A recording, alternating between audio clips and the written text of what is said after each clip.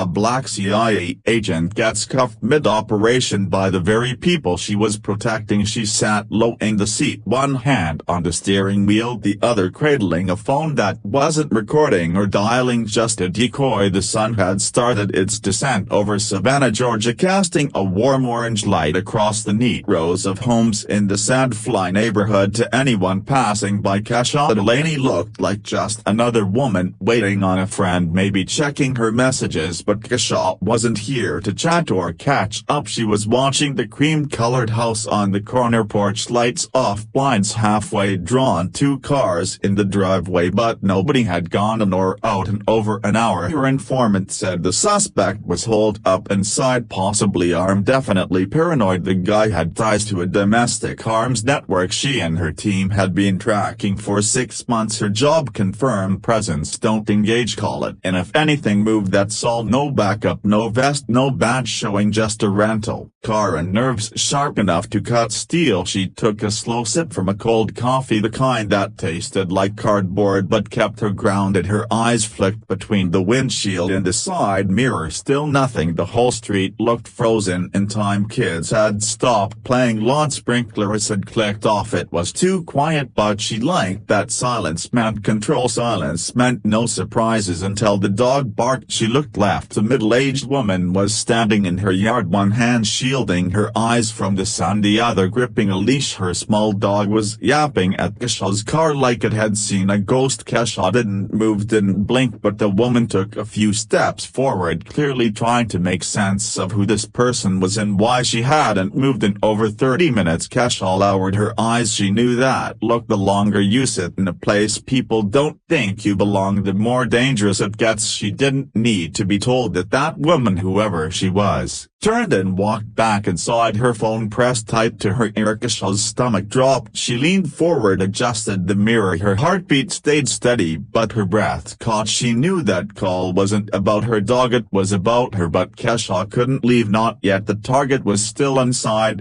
her car. Kesha adjusted her posture slightly, pushing her back tighter into the seat. Her muscles were tense, not from fear but from sheer focus. The moment that woman disappeared into her house, she started a mental countdown. 1 minute, maybe 2. That's usually how long it takes for someone to call the cops when they think you don't fit. She checked the house again. The target's house, still nothing, not a single curtain moved. Her earpiece buzzed softly. A low voice crackled through. Bravo 1, what's your status? Kesha pressed her thumb to the mic clip to her collar, still eyes on, no movement, possible compromise. Neighbor made a call. Roger, sit tight, you're not cleared to move. She released the button and let her hands rest in her lap. The absurdity wasn't lost on her. She was sitting in a car following orders from the federal government, tracking a suspected weapons trafficker, and someone just called the cops on her. A few minutes passed. She saw it before she heard it: flashing blue and red lights, casting sharp colors across driveways and parked cars. Then came the sound of tires crunching over gravel. One marked car, then another. 2 officers stepped out. Male, white, one was shorter, looked about late 30s, already reaching toward his belt. The other, older, more careful, radio in hand, scanned the street like he was looking for a threat. Kesha sat still. She could feel it in her chest, not panic but anticipation. She didn't want this, didn't need this, but she had to handle it exactly right. Her cover was thin but real. The first officer approached her window, one hand near his holster. Ma'am, you live around here? Kesha calmly turned her head and spoke with just enough volume to be heard but not provoke. Government surveillance. I can't answer any questions. He blinked, clearly caught off guard by the answer. You got ID? She reached slowly into her jacket and pulled out the laminated federal ID. It didn't say CIA, but it was real and it was valid. I'm on assignment. I'm not permitted to disclose details. The older officer now joined, standing just behind his partner, mind stepping out of the vehicle. That was the moment Kesha knew the mission was already fraying. If she stepped out, she'd lose visual on the house. If she didn't, things could spiral. She tried one last time. You're interfering with the federal investigation. You need to radio this in right now. The younger officer's hand moved toward his weapon, not out but close enough. That's not how this works. Step out of the car now. Keshaw locked eyes with him. You're making a mistake. But the second officer had already stepped toward her door. Keshaw felt the momentum shifting fast. The younger officer's tone shifted. More clips now, ma'am. We're not going to ask again. Step out of the vehicle. Keshaw's fingers stayed loose on her lap. Her heartbeat calm. She wasn't new to this. She had been in rooms with foreign spies. Held her breath under interrogation lights. Shadowed cartel contacts in cities where she didn't speak the language. But this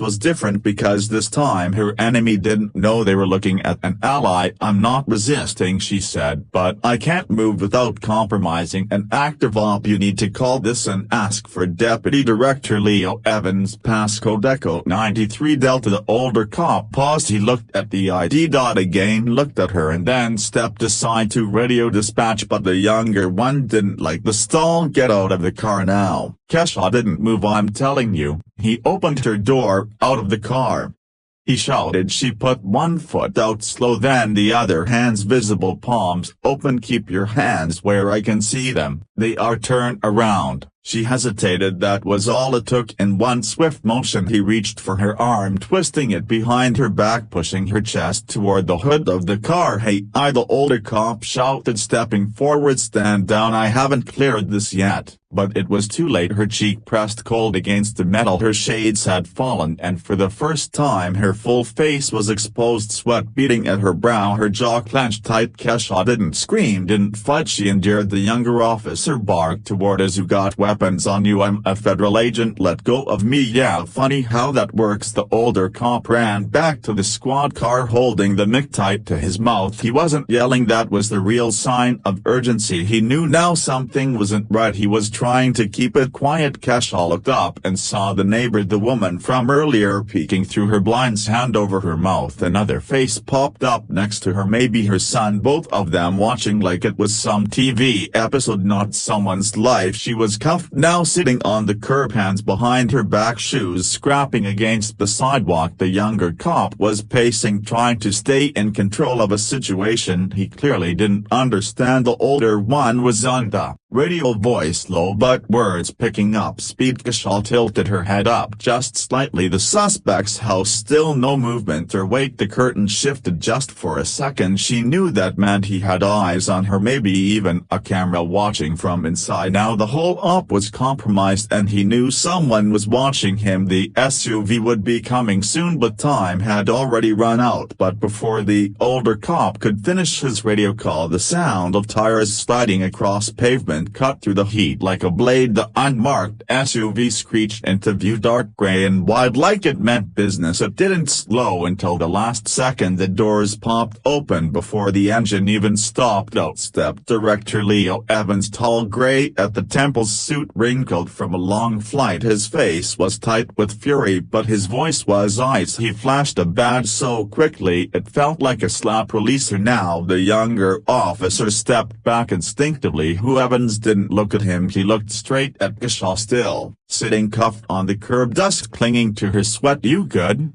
He asked. She didn't answer right away. She was staring at the house. The target saw me. He followed her gaze. One nod. Yeah, I figured. Whole ops blown. He turned back to the officer's voice flat. Did she show you ID? The younger cop swallowed. Yeah, but she wouldn't give details. She was acting secretive. She's a CIA officer. Evans snapped. Her assignment was covert. You just blew a surveillance operation tied to an illegal arms trade stretching across 4 states. The street went still. Even the older cop looked like he'd been punched. Evans walked over and pulled the cuffs from her wrists himself. You all right? Keshaw stood slowly. Her shoulders rolled stiffly, but her expression didn't change. I'm not hurt, just done here. The older officer cleared his throat. Sir, we were responding to a civilian call and you ignored a federal credential. You didn't call it in until after she was cuffed. That's obstruction of a federal investigation. You're lucky we don't press charges. Evans turned to the neighbor's house. The blinds dropped fast. He gave it one more look, then glanced down the street. People were watching. Phones were probably out. Now it was only a matter of time before the wrong clip made it to the internet. Kesha grabbed her sunglasses from the ground, bent them back into shape. She didn't bother putting them on. She looked at the cops. No anger, no fear, just that silent pressure that made people feel small. "Next time someone shows you a federal ID,"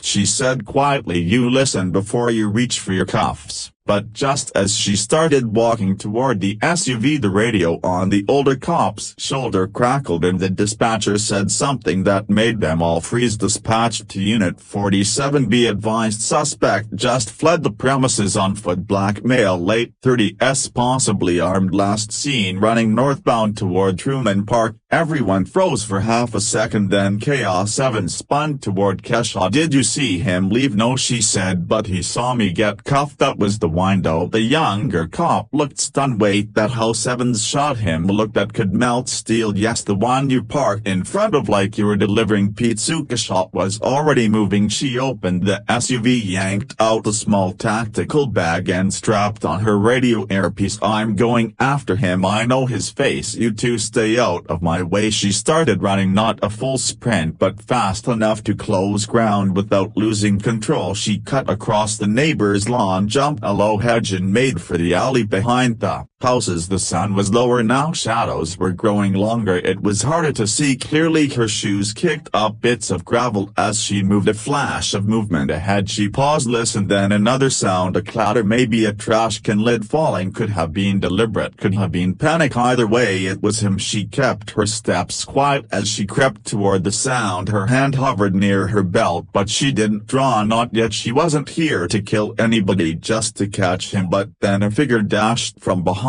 a storage shed. She bolted after him. "Stop!"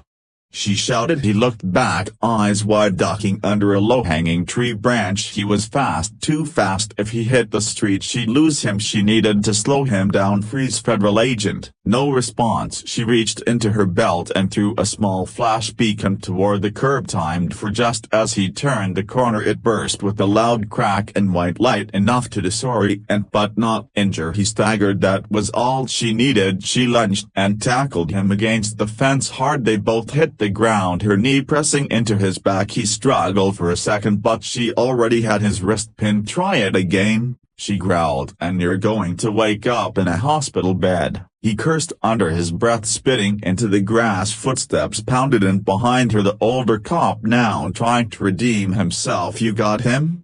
he called out, breathing hard. Kesha didn't look up. "He's not going anywhere." The suspect didn't say much, but his face told the whole story. He wasn't just scared, he was confused, angry. "You're the woman who was sitting in the car," he said. "That's right," Kesha said, gripping his wrist tighter. "While you were counting your money and hiding blueprints in your basement, I was 10 feet away watching everything, and I'd still be watching if these officers hadn't decided I looked suspicious." But as she stood over him, sirens now echoing down the block. It wasn't the suspect she kept thinking about. It was how easily it all nearly slipped through her fingers. Kesha sat in the back of the SUV, now elbows on her knees, eyes locked on the passing sidewalks. As Director Evans drove, the suspect was in a cruiser 2 blocks behind them, head ducked, hands cuffed. This time the right person, but victory didn't feel like much. Evans glanced at her through the rearview mirror. "You should have pulled rank sooner." She didn't answer right away, just watched a kid ride his bike along the sidewalk, dodging a row of garbage bins like it was a game. "If I pulled rank too soon," she said finally, "I'd have blown the up," he grunted. "And if you hadn't held your ground, they might have done worse than put you on the curb." Kesha exhaled slowly, her voice quieter now. "I've been overseas, Leo. I've been followed, cornered. I've had people put guns to my head in languages I barely understood, but nothing feels like being handcuffed in your own country because someone thinks you don't belong." Silence filled the SUV. The engine hummed low, but even that sound felt heavy. Evans tightened his grip on the steering wheel. "I'm not going to lie lie to you. I thought we were past this. Thought the badge meant something. Kesha looked out the window at this, but not to everybody. They pulled up to the safe house, an old duplex turned temporary ops center, and she climbed out, stretching her sore wrists. The marks were already starting to bruise. Two agents in suits approached the SUV, both white, both clean-cut and fresh out of Quantico. They nodded politely, offered to debrief. One even held the door open like a valet. She walked past them without speaking. Inside, she poured herself a cup of stale coffee, the kind that had been sitting on a burner way too long, bitter burnt, but she drank it anyway. It grounded her. Evans followed her. And you want me to file a formal complaint?